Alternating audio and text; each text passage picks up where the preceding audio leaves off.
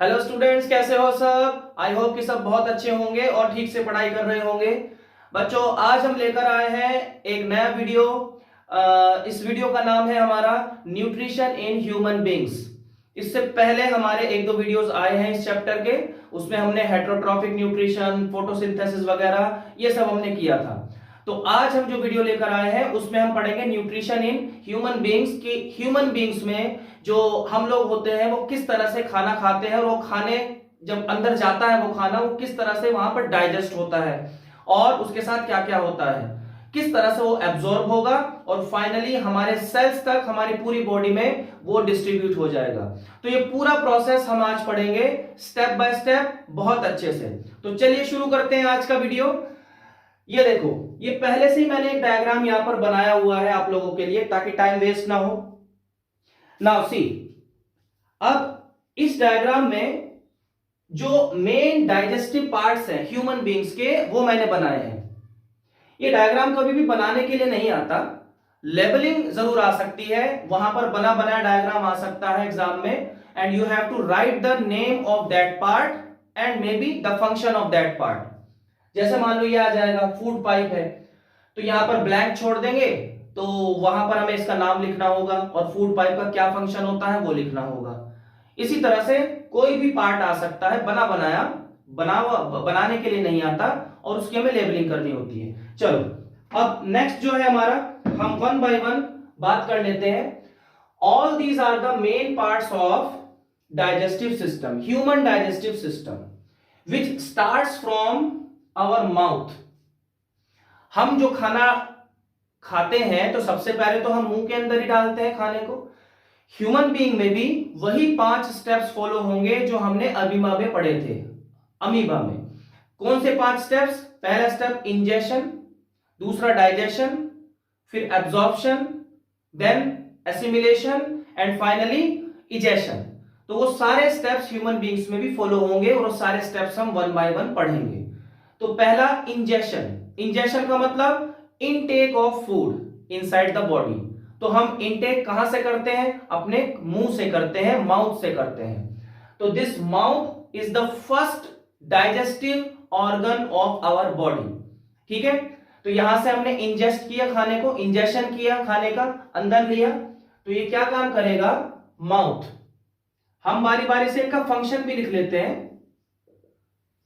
Mouth से क्या होता है? Ingestion of food. माउथ में क्या होता है? Ingestion of food. Okay, mouth को हम बक्कल कैविटी भी बोलते हैं, या कोई कोई इसे ब्यूकल कैविटी बोल देता है, कोई बक्कल कैविटी बोलता है। तो ब्यूकल कैविटी एक्चुअली क्या है? जैसे हम अपना मुंह खोलते हैं तो अंदर एक कैविटी है ना। कैविटी का मतलब क्या होता है? Empty space. कैविटी का मतलब खाली जगह। तो जैसे मुंह खोलेंगे तो अंदर खाली जगह ही है। अब मुंह के अंदर हमारा क्या है? मेनली 3 पार्ट्स हैं जो कि डाइजेशन में हेल्प करते हैं। First teeth, tongue and salivary glands. 3 main parts हैं, वो हम देख लेते हैं कौन कौन से हैं। ये जो माउथ है या फिर हम बोले ब्यूकल कैविटी है, buccal cavity, it has 3 main parts. सबसे पहले हम बात करेंगे teeth, then tongue and finally salivary glands. Okay, there are 3 main parts of buccal cavity. Now, what is the function of teeth? Everyone knows कि teeth क्या करते हैं? खाने को chew करते हैं, grind करते हैं, break करते हैं। तो this is the main function of teeth. खाना हम खाते हैं, चबाते हैं, वो teeth का function है। तो इसका function क्या हो जाएगा? breaking plus grinding plus chewing of food. ये टीथ का फंक्शन हो गया, breaking, grinding, chewing of food. ठीक है, ओके।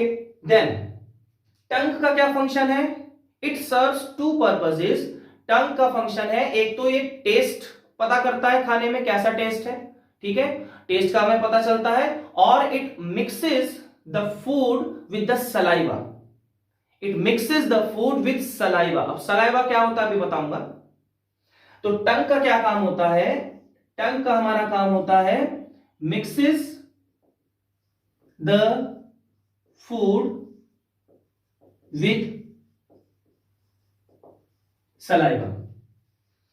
ओके, कभी नोटिस किया होगा जब हम खाने को च्यू कर रहे होते हैं ना, तो टंग भी हमारी इधर उधर हिल रही होती है।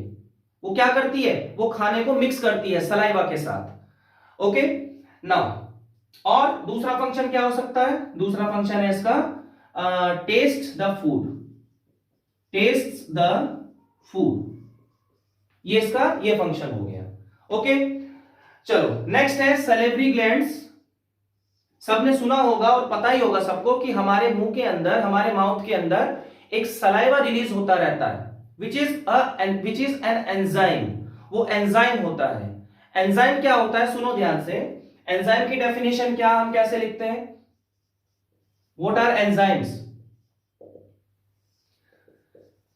These are some catalysts which help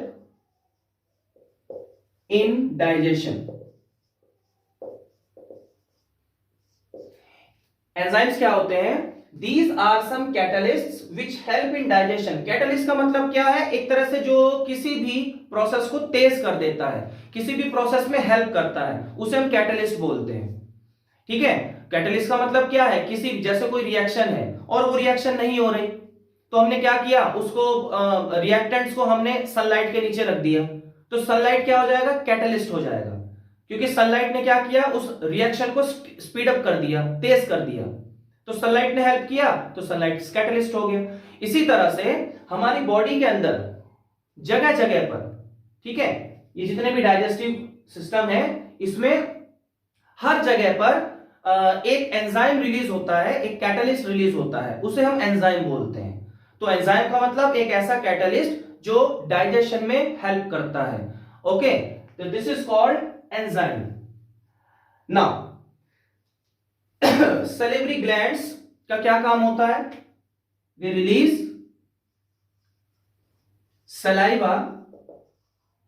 saliva into the mouth. Mouth के अंदर सलाइवा रिलीज करेगा, और उस सलाइवा में क्या होता है? कुछ एंजाइम्स होते हैं जिसको हम बोलते हैं salivary amylase. Salivary amylase also releases enzyme called salivary amylase।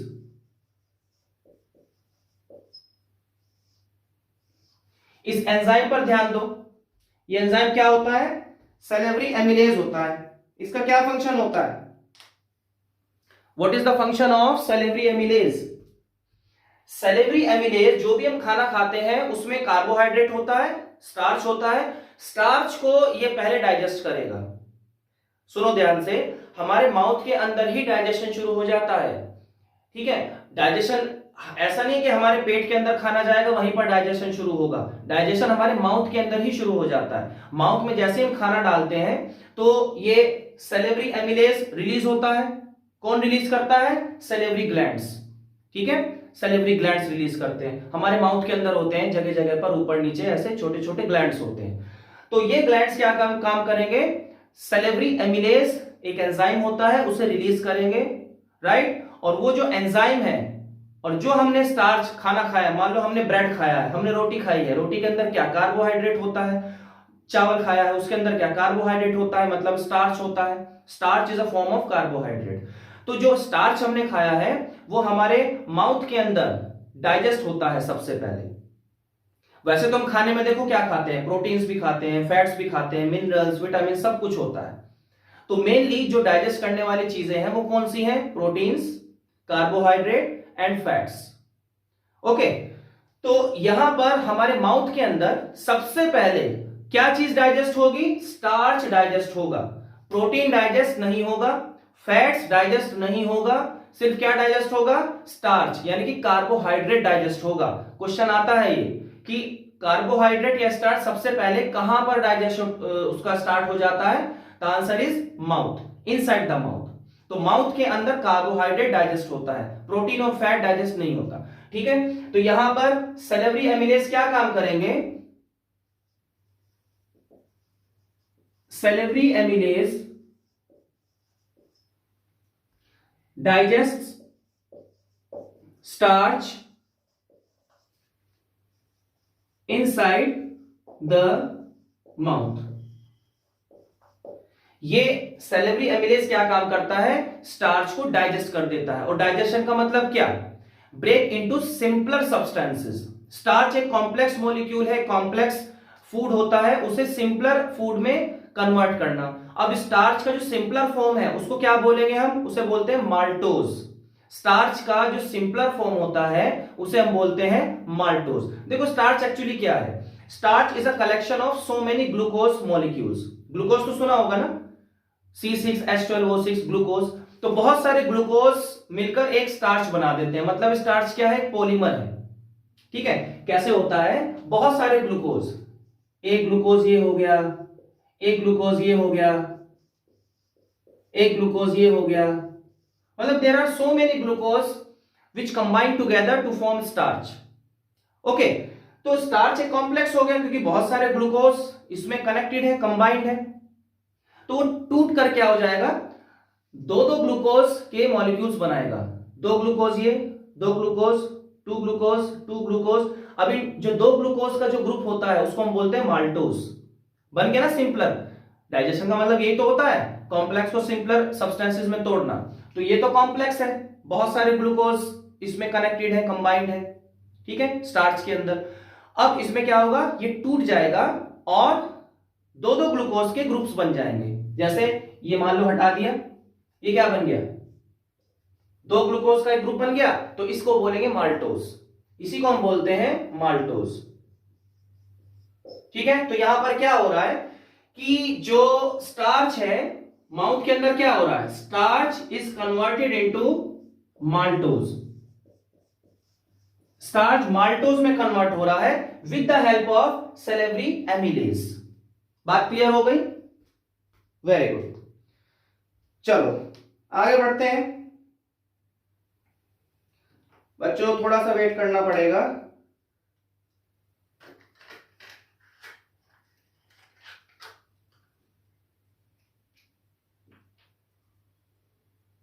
मैं जरा इसमें इंक डाल देता हूं, मार्कर में थोड़ा इंक खत्म हो गई।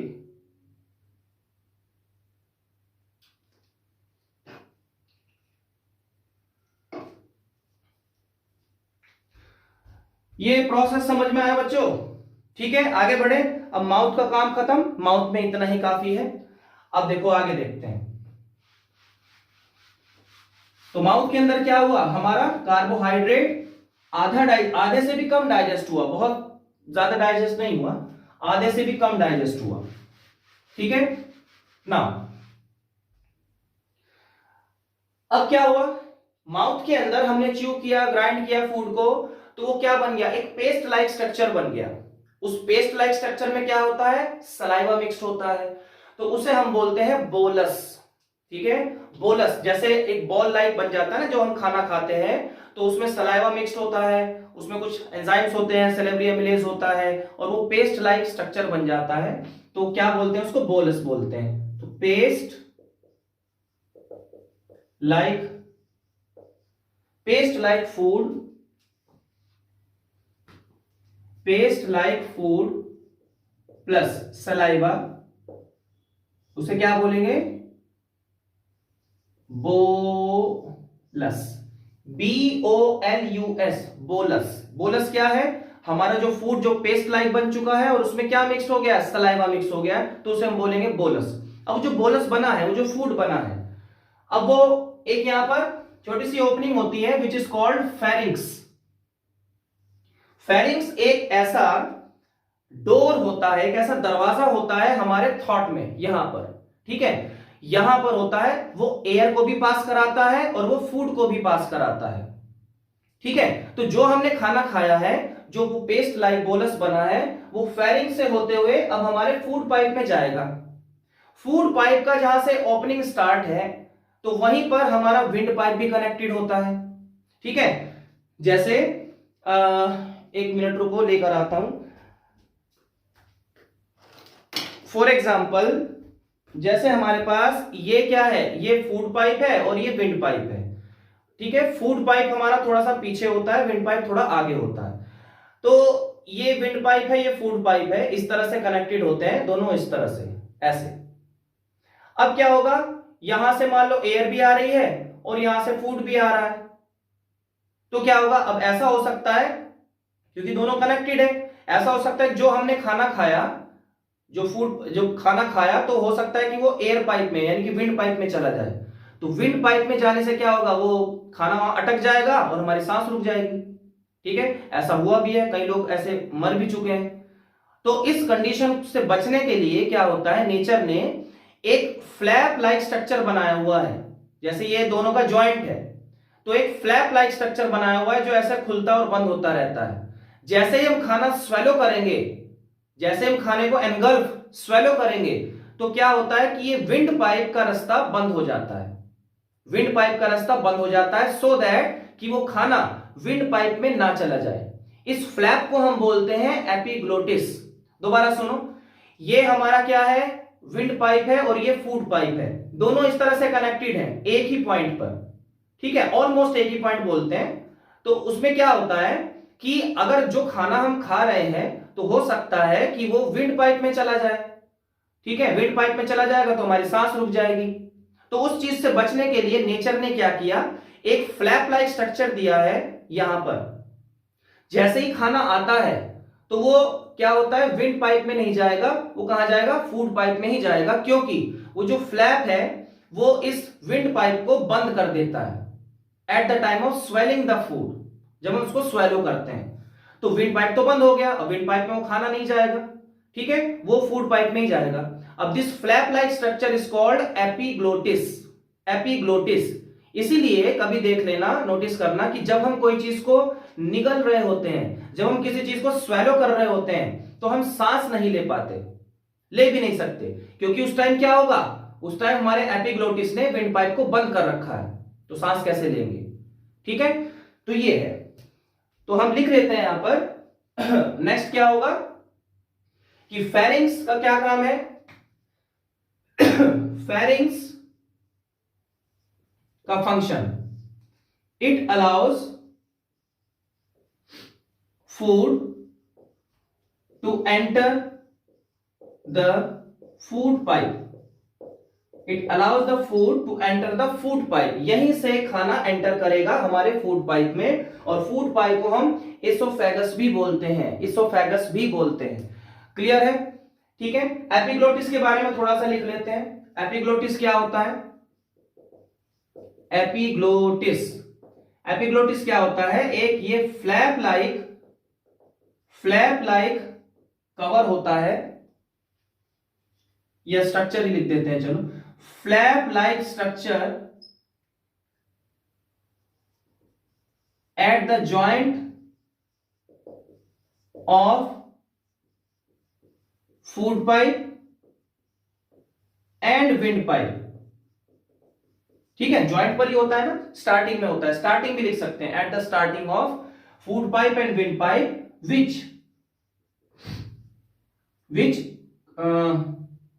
blocks या closes लिख देते हैं, which closes the wind pipe when the food is swallowed। जब फूड को स्वेलो करते हैं तो ये इसको बंद कर देता है, so that the food does not enter into the wind pipe। Clear हो गया। ओके, अब ये खाना आ रहा है नीचे, फूड पाइप से होते हुए नीचे आ रहा है, कहां जाएगा, सीधा स्टमक में जाएगा। मैं साथ साथ डाइजेशन का प्रोसेस भी बताते चल रहा हूं और इन सबके फंक्शन भी बता रहा हूं। ठीक है, नाउ ये खाना अब किस तरह से जाएगा वो देखो। ये बड़ी इंटरेस्टिंग सी चीज है, खाना ग्रेविटी की वजह से नीचे नहीं जाता। ऑफ कोर्स ग्रेविटी लगती होगी उसके ऊपर, ठीक है, लेकिन सिर्फ ग्रेविटी की वजह से नीचे ही नहीं जाएगा। अगर तुम लोग लेट कर भी, अगर हम लेट जाएं और लेट कर भी कुछ खाते हैं तो भी वो सीधा हमारे पेट में ही जाएगा। लेट के है ना, हॉरिजॉन्टल लेट है। अब तो ग्रेविटी तो हमेशा नीचे काम करती है, वर्टिकली डाउनवर्ड। लेकिन अगर हम लेट कर भी कुछ खाते हैं तो खाना कहां जाता है, हमारे स्टमक के अंदर ही जाता है। अगर हम उल्टा भी लटक जाए ऐसे, मतलब कि हमारा सर नीचे और पैर ऊपर, ऐसे उल्टा भी लटक जाए, फिर भी हम कुछ खाएंगे, तब भी खाना कहां जाएगा, वो भी तब भी पेट के अंदर ही जाएगा। दैट मीन्स यहां पर ग्रेविटी का कोई इतना रोल नहीं है। यहां पर क्या है वो समझो ध्यान से, ऐसा क्यों होता है, खाना हमारे हमेशा पेट में ही क्यों जाता है।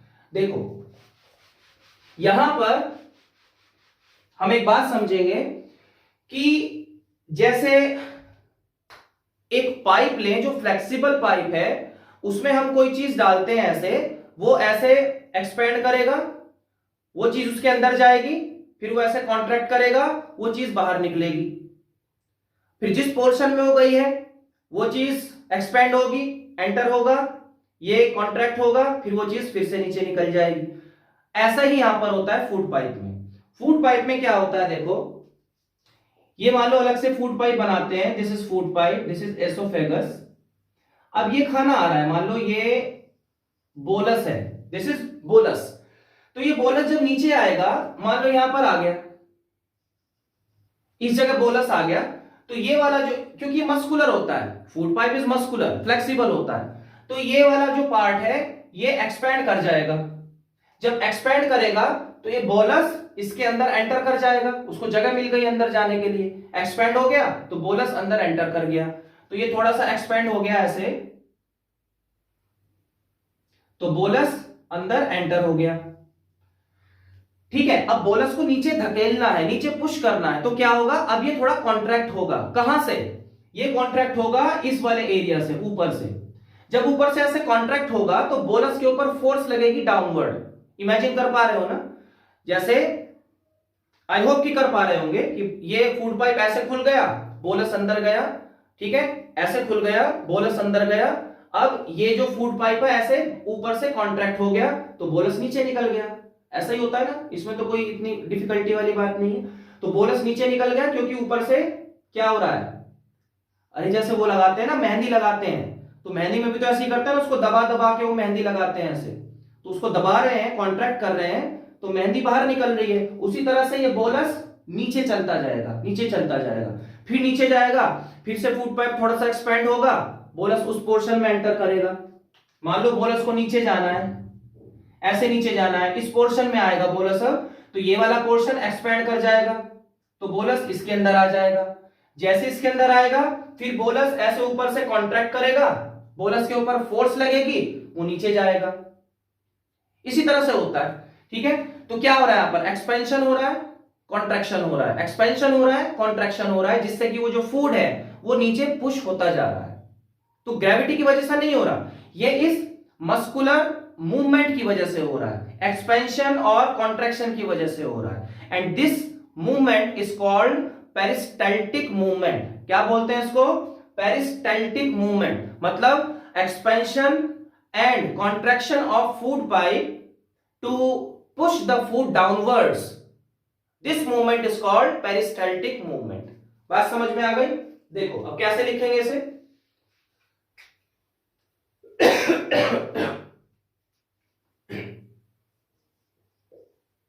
food is pushed downward into the stomach by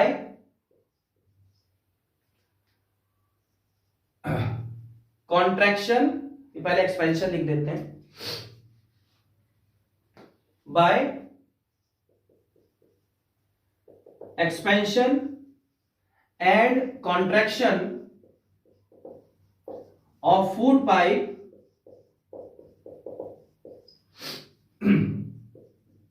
this movement of food pipe is called peristaltic movement. जो मैंने समझाया वही लिख दिया, ठीक है। इस मूवमेंट को हम बोलेंगे पेरिस्टैल्टिक मूवमेंट। ओके, अब पेरिस्टैल्टिक मूवमेंट से वो फूड आया नीचे, कहां एंटर करेगा? स्टमक में एंटर करेगा। स्टमक भी हमारा एक मस्कुलर बैग होता है जे शेप का, जैसे जे लेटर होता है ना अल्फाबेट, ऐसे जे, देखो कुछ कुछ ऐसे ही है, यहां से गया और ये जे की तरह है ना शेप, इसकी जे की तरह बन रहा है। तो ये जे शेप्ड एक मस्कुलर बैग है स्टमक।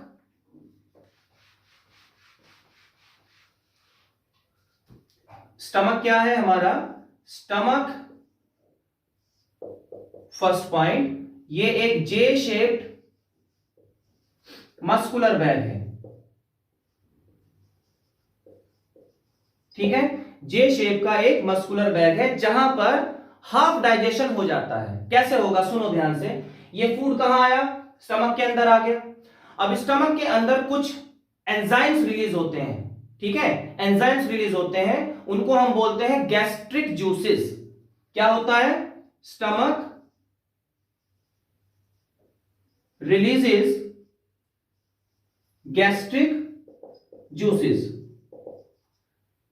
गैस्ट्रिक जूसेस क्या है? These are the enzymes. इसमें कुछ एसिड वगैरह भी होते हैं, ठीक है। उनको कलेक्टिवली हम क्या बोलते हैं? गैस्ट्रिक जूसेस बोलते हैं, which are released inside the stomach, right. अब वो गैस्ट्रिक जूसेस कौन कौन से होते हैं वो देखो। ये जो गैस्ट्रिक जूसेस हैं वो कौन कौन से होंगे? ये होगा नंबर 1, एक होता है HCl एसिड, हाइड्रोक्लोरिक एसिड। पहले भी पढ़ा होगा कि हमारे स्टमक के अंदर हाइड्रोक्लोरिक एसिड रिलीज होता है, ओके। सेकंड होगा mucus, and third one is pepsin enzyme, okay. तो ये 3 चीजें हमारे स्टमक के अंदर रिलीज होती है। पहला क्या है? HCl। इसका काम क्या है? देखो जो हमने खाना खाया वो कहां गया? स्टमक के अंदर गया। हो सकता है उस खाने में बहुत सारे जर्म्स हो, बैक्टीरिया हो, और हो नहीं सकता, होता है ऐसा, ठीक है। तो कभी कभी हम बिना हाथ धोए खा लेते हैं, गंदे हाथों से खा लेते हैं, या खाने में ही गंदगी होती है, जर्म्स वगैरह तो होते ही हैं हर जगह। तो वो हमने खाया तो वो जर्म्स भी हमारे पेट के अंदर चले गए। अब उनका मारना उनको जरूरी है, अदरवाइज वो हमें नुकसान करेंगे। तो ये जो HCl एसिड है ये उन जर्म्स को मारता है। पहला फंक्शन तो ये है। HCl का पहला फंक्शन क्या होगा? It kills the germs and bacteria that come with the food. जो फूड के साथ बैक्टीरिया आए हैं ये HCl एसिड उसको मार देता है, क्योंकि HCl एसिड बहुत तेज एसिड होता है, तो it kills all the germs. Second function क्या है इसका? देखो ये जो पेप्सिन एंजाइम है ना, ये प्रोटीन को डाइजेस्ट करता है। तो इसे डाइजेस्ट करने के लिए, इसको अपना काम करने के लिए एक एसिडिक मीडियम चाहिए। ये नॉर्मल मीडियम में काम नहीं कर सकता, अपनी अपनी प्रॉपर्टी है भाई, नहीं कर सकता। तो ये जो पेप्सिन एंजाइम है it is most active in acidic medium. तो इसीलिए ये जो HCl एसिड है हमारे स्टमक के अंदर एक एसिडिक मीडियम क्रिएट कर देगा। ऑफ कोर्स अगर ये एसिड है तो पूरा जो सराउंडिंग्स है वो एसिडिक ही हो जाएगी। तो इसमें क्या होगा? इट क्रिएट्स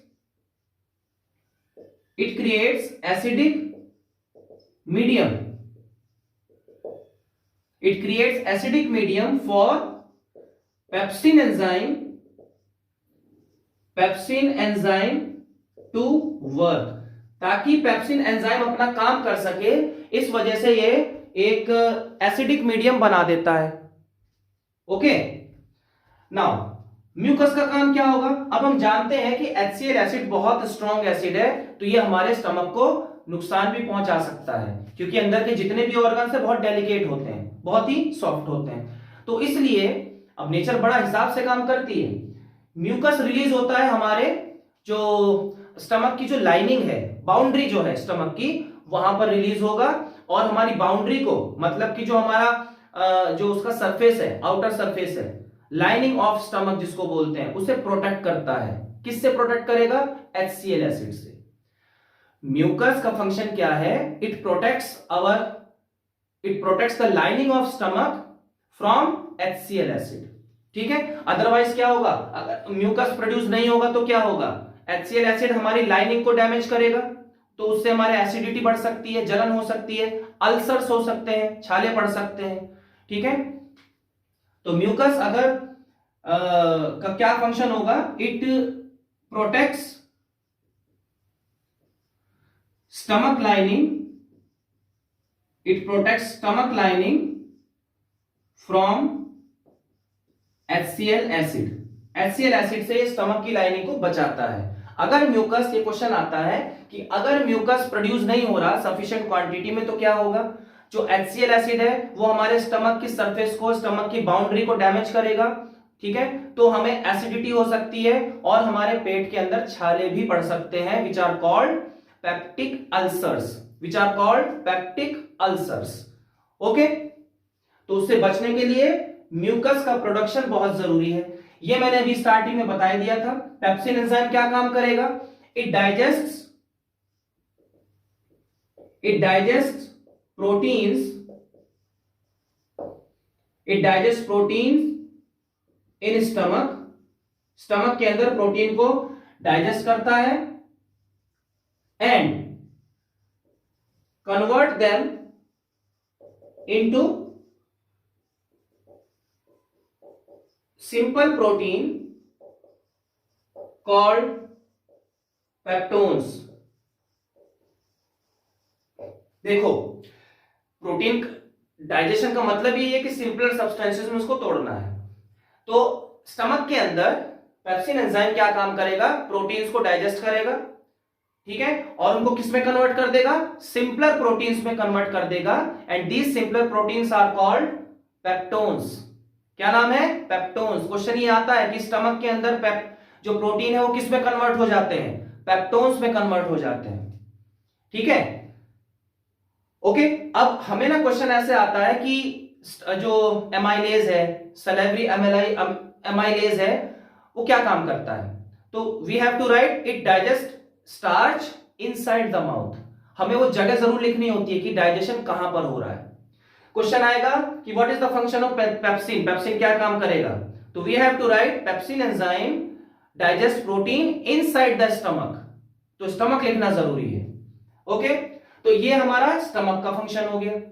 गैस्ट्रिक जूसेस है, 3 गैस्ट्रिक जूसेस है, तो इनका मैंने अलग अलग फंक्शन बता दिया। नाउ नेक्स्ट आता है हमारा लीवर। लीवर में देखो क्या होगा, लीवर भी एक बहुत इंपॉर्टेंट फंक्शन ऑर्गन होता है हमारे डाइजेशन का। क्या होता है यहां पर, लीवर क्या है, एक लार्जेस्ट ग्लैंड है हमारी बॉडी का, ये सबको पता होना चाहिए। हमारी बॉडी में सबसे बड़ा ग्लैंड कौन सा होता है, लीवर होता है। अब देखो लीवर कहां होता है, ये तो स्टमक हो गया, स्टमक से अब देखो ये है हमारा डायफ्राम, ये क्या है, डायफ्राम है। लंग्स के जो बॉटम वाला सरफेस होता है वो डायफ्राम होता है। डायफ्राम के नीचे ये हमारा लीवर है, ये वाला जो पार्ट है ये लीवर है, स्टमक से जुड़ा रहता है यहां पर। ठीक है, तो ये लीवर है। तो this liver is the largest gland, और इसके अंदर भी एक एंजाइम रिलीज होता है, एक जूस रिलीज होता है, एक लिक्विड रिलीज होता है which is called bile juice. तो लीवर क्या काम करेगा, लीवर क्या काम करेगा, इट सीक्रेट्स, सीक्रेट का मतलब release, it secrets bile juice, नाम है इसका बाइल जूस। ये भी एक तरह से एंजाइम ही है, समझो ये सारे एंजाइम्स ही हैं, gastric juices, amylase, bile juice, all these are enzymes. इनकी वजह से ही तो खाना डाइजेस्ट हो रहा है ना। ओके, अब देखो स्टमक में क्या हो रहा है, स्टमक में फूड की चर्निंग हो रही है, जैसे वॉशिंग मशीन में कपड़े घूमते हैं ना, ऐसे वॉशिंग मशीन में कपड़े घूमते हैं, तो स्टमक में क्या हो रहा है, फूड की चर्निंग हो रही है। तो कोई पूछे स्टमक का फंक्शन क्या है, it digest the food by churning it. Churning, churning का मतलब CHURNING, ये स्पेलिंग हो जाएगी। चर्निंग मतलब ऐसे घूम रहा है, रोटेट कर रहा है, और साथ में वो HCl और म्यूकस और पेप्सिन तो अपना काम कर ही रहे हैं। ठीक है, तो देखो यहां पर स्टमक के अंदर क्या हो रहा है, खाना डाइजेस्ट हो रहा है, अपना काम हो रहा है वहां पे। साथ में ये जो लीवर है, अब लीवर भी एक्टिवेट हो जाएगा। लीवर क्या काम करेगा, बाइल जूस को रिलीज करेगा, ये भी एक एंजाइम है, राइट। तो लीवर जो है बाइल जूस को जब सीक्रेट करेगा, रिलीज करेगा, वो बाइल जूस थोड़े से टाइम के लिए गॉल ब्लैडर में स्टोर हो जाता है। नाम सुना होगा गॉल ब्लैडर का, ये मैंने गॉल ब्लैडर बनाया, देखो दिस इज गॉल ब्लैडर, ठीक है, जो लीवर से जुड़ा रहता है। तो लीवर के अंदर क्या सीक्रेट हुआ, बाइल जूस, वो कहां जाएगा, सीधा गॉल ब्लैडर में जाएगा, ठीक है, थोड़ी देर के लिए वहां पर स्टोर होगा, रुक जाएगा। तो गॉल ब्लैडर के अंदर जो है बाइल जूस स्टोर हो गया। अब यहां पर क्या होगा, दिस बाइल जूस, इसको लिखते रहना स्टेप बाय स्टेप, ये डाइजेशन ही बता रहा हूं मैं, ठीक है, किस तरह से स्टेप बाय स्टेप हो रहा है। स्टमक का अभी वहीं रोक लेते हैं, स्टमक में चर्निंग चल रही है, वॉशिंग मशीन कपड़े धो रही है। यहां पर क्या होगा, थर्ड पॉइंट क्या है, this bile juice is stored in the gall bladder. Gall bladder के अंदर ये बाइल जूस थोड़े से समय के लिए स्टोर हो जाता है। नाउ सी, ये जो मैंने एक पार्ट बनाया है, this part is called bile duct. देखो ये पार्ट क्या है, बाइल डक्ट है, this part is called bile duct. अब डक्ट का मतलब क्या है, डक्ट का मतलब है कि जैसे छोटी सी पतली सी ट्यूब है, वहां से बाइल जूस होते हुए कहां जाएगा, स्मॉल इंटेस्टाइन के अंदर जाएगा। डक्ट का मतलब क्या, एक ट्यूब है, मान लो छोटी सी पतली सी, जैसे स्ट्रॉ होता है ना, वो पीते हैं हम, क्या पीते हैं, कोल्ड ड्रिंक वगैरह पीते हैं, तो स्ट्रॉ से पतला सा होता है वो, उसी तरह से ये डक्ट समझ लो। ऐसा होता है कि वहां से बाइल जूस फ्लो करते हुए, क्योंकि फ्लूइड लिक्विड फॉर्म में होता है, तो निकलते हुए सीधा कहां जाएगा, स्मॉल इंटेस्टाइन के अंदर जाएगा। ओके, यहां पर अब खाना चर्न हो चुका है, हाफ डाइजेस्ट हो चुका है, ठीक है। अभी देखो यहां तक खाना आधा डाइजेस्ट हो चुका है। क्या क्या डाइजेस्ट हुआ है यहां तक, अभी हमारा प्रोटीन डाइजेस्ट हो गया स्टमक के अंदर, और थोड़ा सा कार्बोहाइड्रेट डाइजेस्ट हो गया माउथ के अंदर। अभी फैट्स डाइजेस्ट नहीं हुए हैं, और पूरी तरह से प्रोटीन और स्टार्च भी डाइजेस्ट नहीं हुए, लेकिन थोड़े बहुत तो हो ही गए, लेकिन फैट तो बिल्कुल भी नहीं हुआ। नाउ नेक्स्ट स्टेप क्या होगा, अब ये जो खाना है यहां पर समझो ध्यान से, ये जो चर्न्ड फूड है, हाफ डाइजेस्टेड फूड है ये, तो ये क्या होगा, यहां से अब ये जाएगा स्मॉल इंटेस्टाइन के अंदर, ये देख रहे हो ना, यहां पर फूड है, यहां से जाएगा स्मॉल इंटेस्टाइन के अंदर, ये स्मॉल इंटेस्टाइन है, ये जो कॉइल्ड फॉर्म में देख रहे हो ये स्मॉल इंटेस्टाइन है, ठीक है, स्मॉल इंटेस्टाइन। यहां पर देखो एक छोटी सी मस्कुलर ओपनिंग है which is called sphincter. Sphincter, देखो स्फिंक्टर, ये स्फिंक्टर क्या होता है, ये जगह जगह पर होती है हमारी बॉडी में, जहां पर कोई चीज को निकलना होता है ना, तो एक छोटी सी ओपनिंग होती है, खुल, ये वॉल्व की तरह है, ऐसे समझो, दिस इज अ वॉल्व। जैसे वॉल्व खुल जाती है तो मटेरियल बाहर निकल जाता है, ये एक वॉल्व है। तो यहां पर जो खाना डाइजेस्ट हुआ है, half digested food comes out of the stomach, stomach से बाहर निकलेगा और कहां एंटर करेगा, स्मॉल इंटेस्टाइन के अंदर एंटर करेगा।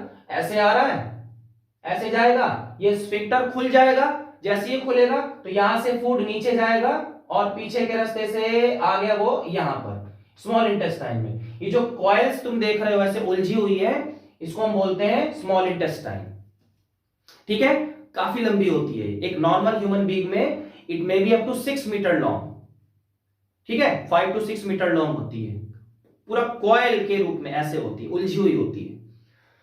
तो this is called small intestine. अब यहां से डाइजेस्टेड फूड यहां पर एंटर हो गया।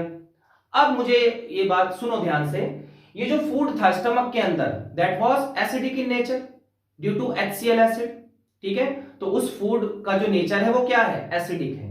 नाउ स्मॉल इंटेस्टाइन में एसिडिक फूड नहीं चलता, स्मॉल इंटेस्टाइन को एसिड पसंद नहीं है। स्मॉल इंटेस्टाइन तभी वर्क करेगा जब उसमें एल्कलाइन मीडियम होगा, एल्कलाइन मतलब बेसिक मीडियम होगा, ठीक है। नाउ लिसन, यहां से क्या आया, स्फिंक्टर से होते हुए ये फूड नीचे गया स्मॉल इंटेस्टाइन के अंदर, बाइल डक्ट से होते हुए बाइल जूस कहां गया, स्मॉल इंटेस्टाइन के अंदर। सुन रहे हो मेरी बात ध्यान से ना, बाइल जूस स्मॉल इंटेस्टाइन के अंदर गया बाइल डक्ट से होते हुए, ये जो डाइजेस्टेड फूड है स्मॉल इंटेस्टाइन के अंदर आया स्फिंक्टर से होते हुए। नाउ स्मॉल इंटेस्टाइन के अंदर क्या आ चुका है, डाइजेस्टेड फूड, स्टमक से फूड आ चुका है और बाइल जूस भी आ चुका है स्मॉल इंटेस्टाइन के अंदर, ओके, तो लीवर का काम यहां पर खत्म। अब स्मॉल इंटेस्टाइन में आ जाओ। स्मॉल इंटेस्टाइन ना, अब ये हम फाइनल डाइजेशन की तरफ बढ़ रहे हैं। स्मॉल इंटेस्टाइन में ही फाइनल डाइजेशन होता है, ठीक है। ये कॉइल्ड स्ट्रक्चर होता है। Small intestine is coiled structure which may be up to 6 metre long. 6 metre लंबी हो सकती है ये कॉइल्स। अगर इनको पूरा ऐसे खोल दिया जाए, लंबा स्ट्रेट कर दिया जाए, तो they will go up to 6 metres. बहुत होता है 6 मीटर्स। ओके, नाउ अब स्मॉल इंटेस्टाइन के अंदर क्या क्या हो रहा है देखो। हाफ डाइजेस्टेड फूड, बेटा नोट्स बनाते रहो इसके। Half digested food enters into the small intestine from stomach, ठीक है। स्टमक से half digested food small intestine के अंदर एंटर करता है, and this food is acidic in nature. This food is acidic in nature. ये फूड एसिडिक होता है भाई, ठीक है। थर्ड पॉइंट, अब एक तरफ से बाइल जूस भी आ रहा है। Bile juice also enters the stomach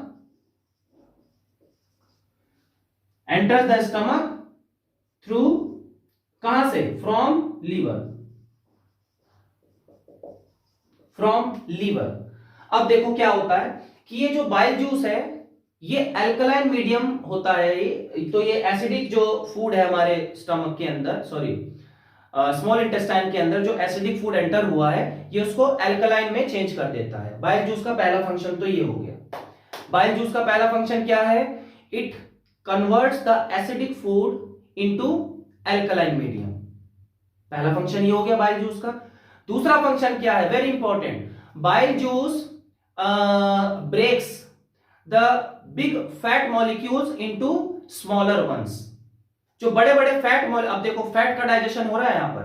जो बड़े बड़े फैट मॉलिक्यूल्स हैं खाने के अंदर, उनको ये सिंपलर सब्सटेंसेस में तोड़ देता है।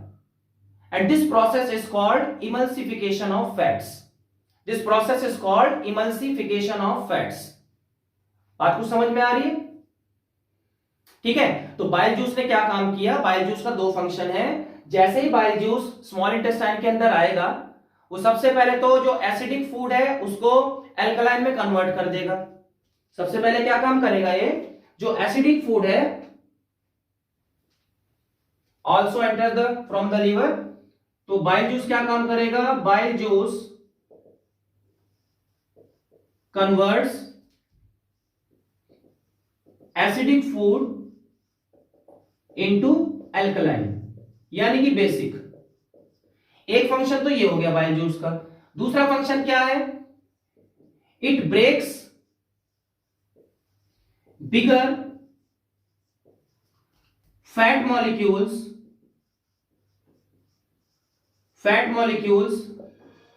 इनटू स्मॉलर वंस, ठीक है, छोटे छोटे टुकड़ों में तोड़ देता है। This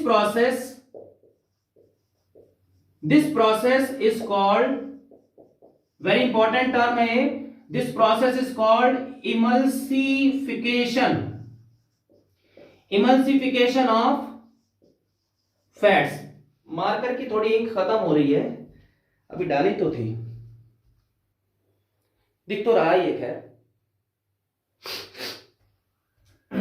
this process is called emulsification of fats. तो बाइल जूस ने क्या काम किया कि जो बड़े बड़े फैट मॉलिक्यूल्स हैं उनको ब्रेक कर दिया, मतलब उनको डाइजेस्ट कर दिया, छोटे छोटे टुकड़ों में उनको बांट दिया, कन्वर्ट कर दिया। इस प्रोसेस को हम बोलते हैं इमल्सिफिकेशन ऑफ फैट्स। ठीक है, इमल्सिफिकेशन ऑफ फैट्स। तो स्मॉल इंटेस्टाइन के अंदर अब फैट भी हमारे थोड़े बहुत डाइजेस्ट हो चुके हैं। नाउ अब पैनक्रियास का क्या काम है? देखो, स्टमक के नीचे, जस्ट नीचे, बिलो द स्टमक, एक लीफ लाइक स्ट्रक्चर होता है, लीफ की तरह होता है, थोड़ा पतला सा होता है, छोटा सा। ये मैंने बनाया, देखो ये स्टमक है, इसके नीचे ये वाला जो पोर्शन है, ये वाला जो पोर्शन है, this portion is called pancreas, इसको हम बोलेंगे पैनक्रियाज। ये पैनक्रियाज हो गया। नाउ दिस पैनक्रियाज, ये भी ग्लैंड ही है, तो ये भी अपने जूसेस, एंजाइम्स रिलीज करता है, और वो एंजाइम्स कहां जाएंगे? स्मॉल इंटेस्टाइन के अंदर जाएंगे। ओके, तो पैनक्रियाज भी क्या करेगा? It releases its own digestive enzymes, digestive juices which are called pancreatic juices. ठीक है, उनको हम क्या बोलेंगे? पैनक्रियाटिक जूसेस बोलेंगे। बात समझ में आ रही है? ओके, नाउ अब पैनक्रियाज की बात कर लेते हैं। बाइल जूस समझ में आ गया होगा, आई होप। पैनक्रियाज की बात करते हैं। देखो पैनक्रियाज क्या है? ये भी एक ग्लैंड है दैट रिलीजेस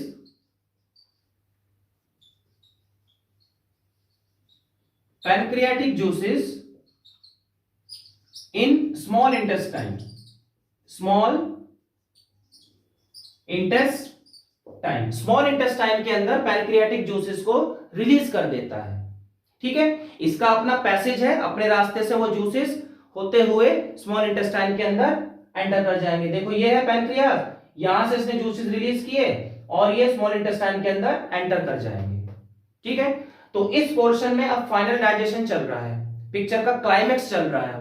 नाउ अब जो पैनक्रियाटिक जूसेस हैं, पैनक्रियाटिक जूसेस हैं, दीज आर ऑफ 3 टाइप्स। उनके नाम होते हैं, क्या क्या नाम होते हैं? देखो, जो पहला होगा उसे हम बोलेंगे पैनक्रियाटिक एमिलेज या एमाइलेज। सेकंड होगा trypsin, second one is trypsin, and third one is lipase, third one is lipase. दोबारा से देखो, पैनक्रियाटिक जूसेस कहां से रिलीज हुए? पैनक्रियाज से। पैनक्रियाज क्या होता है? एक पतला सा एक लीफ लाइक ऑर्गन होता है अंडर द स्टमक, स्टमक के नीचे। ठीक है, तो वहां से वो अपने एंजाइम्स रिलीज करता है, और वो एंजाइम्स कहां जाते हैं? स्मॉल इंटेस्टाइन के अंदर जाते हैं। अब वो जो एंजाइम्स हैं, वो जो जूसेस हैं, उनके कुछ नाम होते हैं, 3 टाइप्स के होते हैं वो। पहला होता है पैनक्रियाटिक एमिलेज, दूसरा होता है ट्रिप्सिन, एंड तीसरा होता है लाइपेज, पैनक्रियाटिक लाइपेज। ओके, अब ये जो पैनक्रियाटिक एमिलेज है, एमिलेज वर्ड पर ध्यान दो। एमिलेज क्या काम करता था? माउथ के अंदर क्या करता था? वो स्टार्च को, यानी कि कार्बोहाइड्रेट को डाइजेस्ट करता था। यहां पे भी यही होगा। ठीक है, क्योंकि ये पैनक्रियाज से निकल रहा है तो उसको हम बोल देंगे पैनक्रियाटिक एमिलेज। वो माउथ में सलेवरी ग्लैंड से निकल रहा था तो उसको हम बोल रहे थे सलेवरी एमिलेज। ठीक है, फंक्शन यही है इसका। अब देखो, हमारे माउथ में कार्बोहाइड्रेट डाइजेस्ट हुआ था थोड़ा सा, अब थोड़ा सा यहां पर हो जाएगा। ठीक है, तो ये क्या काम करेगा? It digest carbohydrates. ठीक है, एमिलेज क्या काम करेगा? कार्बोहाइड्रेट को डाइजेस्ट करेगा। कहां पर? In small intestine. ये जरूर ध्यान रखना, क्वेश्चन अगर ये आता है इन स्मॉल इंटेस्टाइन, ये जरूर लिखना। क्वेश्चन आता है कि what is the function of pancreatic amylase? Simple लिखना है, it digest the carbohydrates inside the small intestine. ठीक है, नेक्स्ट ट्रिप्सिन। ट्रिप्सिन क्या काम करेगा? ये डाइजेस्ट करता है प्रोटीन्स को, डाइजेस्ट प्रोटीन्स। ठीक है, डाइजेस्ट प्रोटीन्स। अब तुम कहोगे सर प्रोटीन्स तो स्टमक में हो चुका है डाइजेस्ट, पूरी तरह से नहीं हुआ। अभी प्रोटीन पूरी तरह से डाइजेस्ट नहीं हुआ, स्टेप बाय स्टेप होता है ना, थोड़ा थोड़ा करके होता है। तो स्टमक में आधा हो गया था, कुछ यहां पर हो जाएगा। तो trypsin digest protein inside small intestine. मैं लिख नहीं रहा हूं बार बार, ठीक है, आई होप यू अंडरस्टैंड, लेकिन एग्जाम में लिखना है तुम लोगों को। It digest protein in small intestine. Lipase, lipase क्या काम करेगा? It digest fats. ठीक है, ये क्या काम करता है? Digest fats. Okay, inside small intestine. समझ में आ गई बात? चलो, अब हमारा जो लगभग 80 to 90% फूड डाइजेस्ट हो चुका है, जो थोड़ा बहुत बचा है उसका क्या होगा, उसका ये होगा, देखो पैनक्रियाज ने अपना काम कर लिया, ये सारी कार्यक्रम कहां चल रहा है, स्मॉल इंटेस्टाइन के अंदर चल रहा है ना।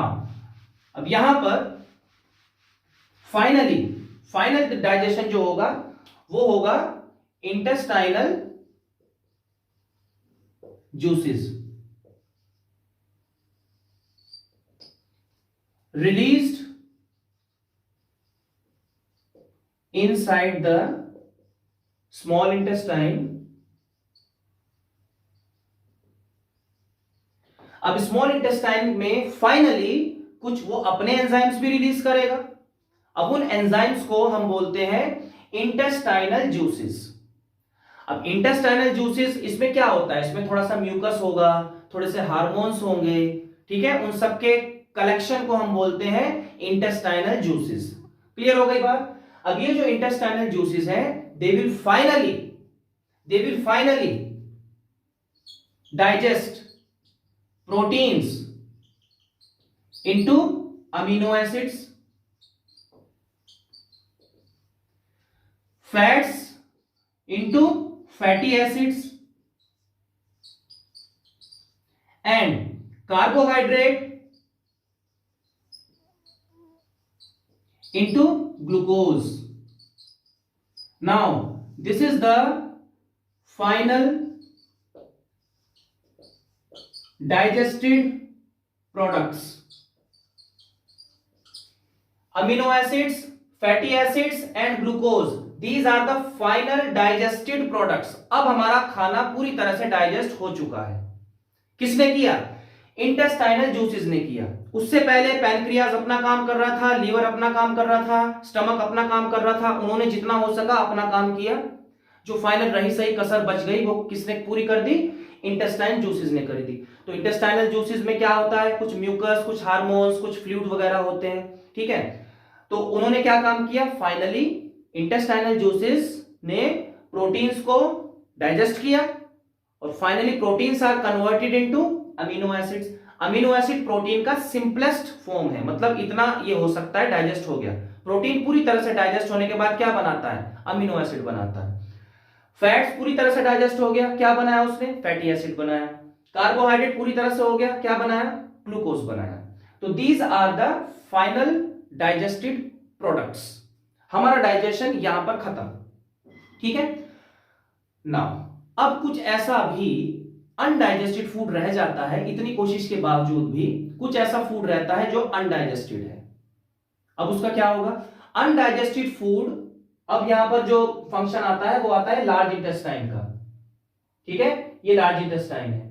तो लार्ज इंटेस्टाइन में वो अनडाइजेस्टेड फूड जाएगा, लार्ज इंटेस्टाइन में वो अनडाइजेस्टेड फूड जाएगा और लार्ज इंटेस्टाइन उसमें से वाटर को, मिनरल्स को, जो जरूरी सॉल्ट्स हैं उनको एब्सॉर्ब कर लेगा, क्योंकि वो तो काम की चीज है ना। अनडाइजेस्टेड फूड है, अनडाइजेस्टेड फूड हमारे किसी काम का नहीं है, लेकिन उसमें अभी भी कुछ ऐसे मिनरल्स हैं, कुछ ऐसे सॉल्ट्स हैं, कुछ वाटर है जो हमारी बॉडी के लिए काम की चीज है, तो वापस उसको बॉडी में ट्रांसफर करना है। तो वही काम करता है large intestine. Large intestine undigested food में से वाटर को, मिनरल्स को एंड सॉल्ट्स को एब्सॉर्ब कर लेगा, ठीक है। एब्सॉर्ब करने के बाद जो बचा कुचा बचेगा वो सेमी सॉलिड वेस्ट, तो that is thrown out of the body by anus, ठीक है, जिसको हम स्टूल बोलते हैं, एक्सक्रीटा बोलते हैं, फेसिस बोलते हैं, कुछ भी बोल सकते हैं, जो ह्यूमन वेस्ट होता है। तो लार्ज इंटेस्टाइन में वो स्टूल बनता है, थोड़े से टाइम के लिए वो रेक्टम एक ऐसा पोर्शन होता है जहां पर वो स्टोर्ड रहता है, ठीक है, स्टोर्ड रहता है स्टूल। फिर जब प्रेशर फील होता है, जब बहुत ज्यादा, तो वो एनस के थ्रू बाहर निकल जाता है। तो यहां पर लार्ज इंटेस्टाइन में हम क्या लिखेंगे? लार्ज इंटेस्टाइन में हम क्या लिखेंगे?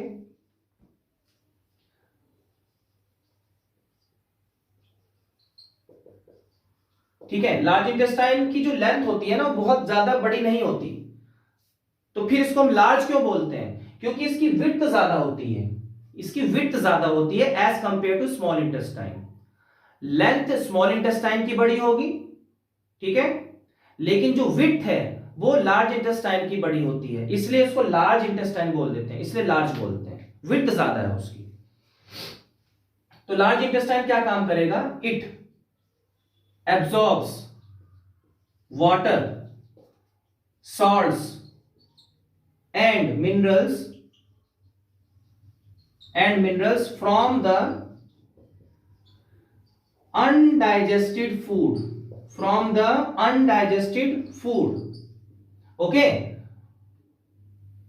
So the remaining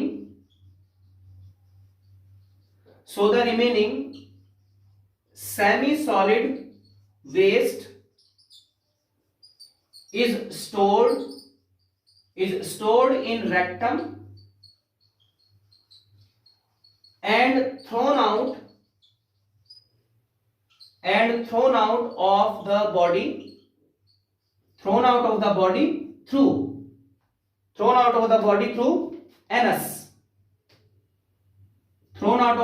through anus, ठीक है? This throwing out of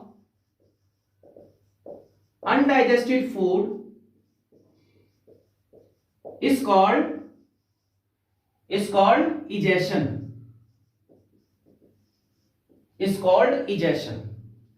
अब ये हमारा egestion कंप्लीट हो गया। जो मैंने समझाया वही यहां पर लिख दिया, ठीक है? Now our ingestion, digestion and egestion, 3 steps complete हो चुके हैं। अभी 2 और बचे हैं, एब्जॉर्प्शन एंड एसिमिलेशन। बहुत इजी है। देखो, जो हमारा फूड डाइजेस्ट हुआ है कहां पर हुआ है? फूड डाइजेस्ट हुआ है हमारा स्मॉल इंटेस्टाइन के अंदर, वहीं पर एब्जॉर्ब हो जाता है। स्मॉल इंटेस्टाइन की जो वॉल्स होती है ना, एब्जॉर्प्शन में हमें क्या करना है? जैसे ये है एब्जॉर्प्शन, देखो ये हम स्मॉल इंटेस्टाइन बना लेते हैं ऐसे अलग से, इस तरह से हमारी स्मॉल इंटेस्टाइन, ठीक है? एक कॉइल मैंने ऐसे बना दी, स्मॉल इंटेस्टाइन है। इसकी वॉल्स पर जो इसकी सरफेस है, स्मॉल इंटेस्टाइन की सरफेस, उसमें इस तरह से फिंगर लाइक प्रोजेक्शंस होते हैं। फिंगर लाइक, जैसे मेरी उंगलियां हैं, तो फिंगर लाइक प्रोजेक्शंस होते हैं, उनको हम बोलते हैं विलाई। कैसे होते हैं? जैसे ये वॉल्स हैं, यहां पर ऐसे देख रहे हो, इस तरह से, इधर भी होंगे ऐसे, ठीक है? ये फिंगर लाइक स्ट्रक्चर होते हैं। These finger like structures are called villi. Finger like structure called villi, VILLI। तो विलाई को हम कैसे डिफाइन कर सकते हैं? These are the finger like structure present on the surface of small intestine, ठीक है?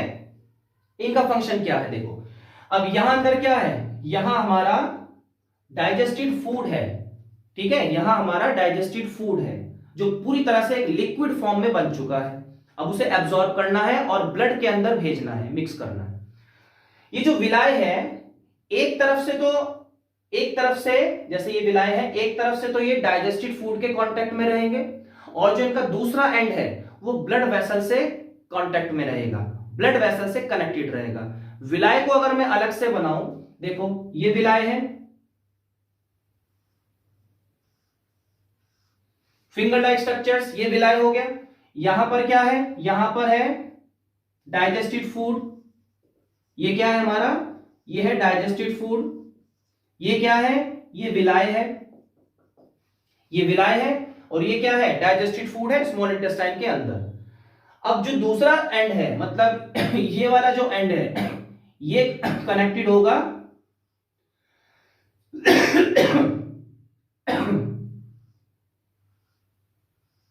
ये मैं एक्चुअल में ऐसा होता नहीं है, समझाने के लिए बना रहा हूं इजी वे में। एक एंड तो ये हो गया विलाई का, दूसरा एंड क्या हो गया? ये हो गया। ये किससे कनेक्टेड है? ब्लड वेसल से। ये क्या चीज है? ये है ब्लड वेसल्स, ठीक है, ब्लड वेसल मतलब जिसमें ब्लड फ्लो करता है। अब यहां से डाइजेस्टेड फूड एब्जॉर्ब होगा, कौन करेगा एब्जॉर्ब? विलाई। विलाई का मेन फंक्शन यही है, लिख लेते हैं क्या करेगा। विलाई का जो मेन फंक्शन है, villi absorbs digested food in small intestine. Small intestine के अंदर ये डाइजेस्टेड फूड को एब्जॉर्ब करते हैं। तो डाइजेस्टेड फूड इन्होंने एब्जॉर्ब कर लिया सारा डाइजेस्टेड फूड। अब जो दूसरा एंड है विलाई का, वहां पर क्या कनेक्टेड है? Blood vessels. तो वहां से डाइजेस्टेड फूड निकल के कहां जाएगा? ब्लड वेसल में चला गया। डाइजेस्टेड फूड ऐसे एब्जॉर्ब कर रहे हैं, ऐसे एब्जॉर्ब कर लिया, ठीक है, और दूसरी साइड उन्होंने भेज दिया ब्लड वेसल की तरफ। उस डाइजेस्टेड फूड को भेज दिया कहां? ब्लड वेसल में जाओ। तो जितना भी डाइजेस्टेड फूड है सारा चला गया ब्लड वेसल के अंदर। अब ब्लड वेसल के अंदर क्या है? ब्लड फ्लो कर रहा है। दैट मीन्स कि जो डाइजेस्टेड फूड है वो ब्लड के अंदर मिक्स हो गया, मतलब कि जो ग्लूकोज वगैरह है वो ब्लड के अंदर चला गया। तो this is called absorption. Final हमारा क्या बच गया? एसिमिलेशन। अब एसिमिलेशन क्या है? सिंपल है, उसमें कोई डायग्राम बनाने की कुछ जरूरत नहीं है। एसिमिलेशन में क्या होगा?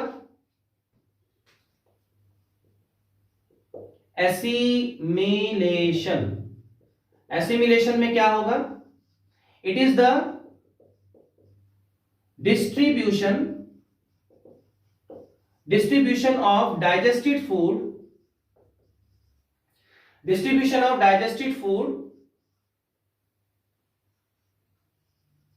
throughout the body through blood, या लिख देते हैं वाया ब्लड। ठीक है। अब अच्छा, इससे पहले मुझे एक याद आ गया, क्वेश्चन ये आता है कि विलाय का बेनिफिट क्या है, उसका एडवांटेज क्या है। विलाय का एडवांटेज क्या लिखेंगे? देखो बहुत सारे, there are millions of villi. Surface के ऊपर, स्मॉल इंटेस्टाइन के ऊपर ना लाखों करोड़ों विलाय होते हैं।